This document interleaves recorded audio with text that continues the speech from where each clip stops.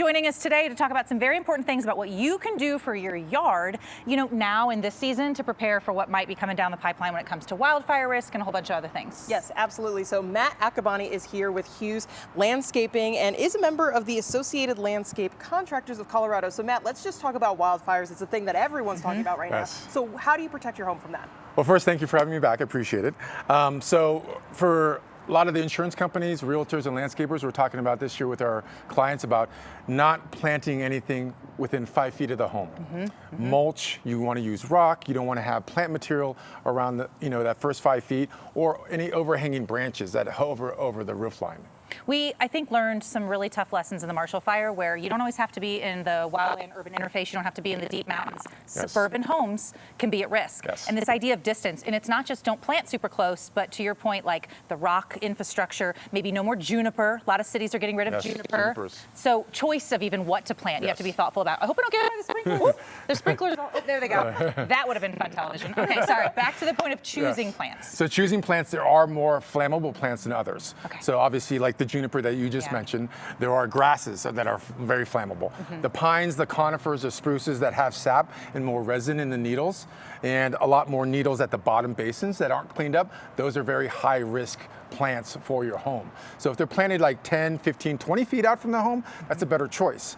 But right around the home, you want to use more non-flammable plants, things that hold more moisture. Aspen trees are great, fruit trees, also hackberries, and also there's perennials.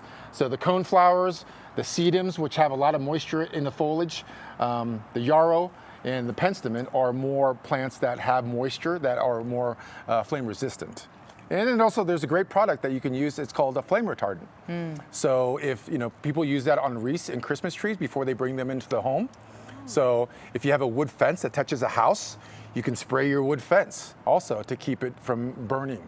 Because once a fence catches on fire, it's like a wick. It'll just kind of go around the perimeter. So we've been talking a lot this summer about water restrictions. If people do have plants like juniper already planted, what advice do you have for them? Do you say pull it out and plant something different, or any advice there?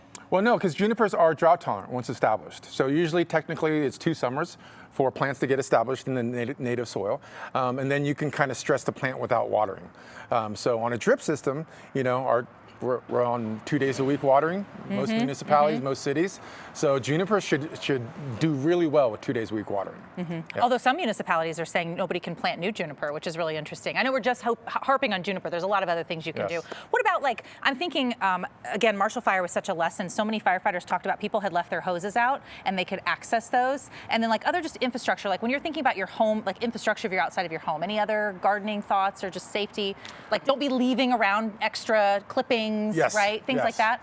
Firewood piles. Firewood piles. I've seen so many right on the side of the house, touching the house. So stuff like that, mulch. But there's also, the flame retardant. It's ammonium polyphosphate, boric acid. It's a combination of, so it creates the chemical so it doesn't combust. So you can spray that on fences, your mulch areas. So if you do have mulch, you can't move. Yeah, stuff that you can't move. But then if you have the freedom of putting in rock, then I would recommend rock, gravel, pavers, flagstone, things that aren't going to catch on fire. Okay. Yeah. It's good advice. Thanks so much. You ready to go gardening? Absolutely. Maybe next season. Yes, when I have my own garden. I live in an apartment complex. You got me, you got me.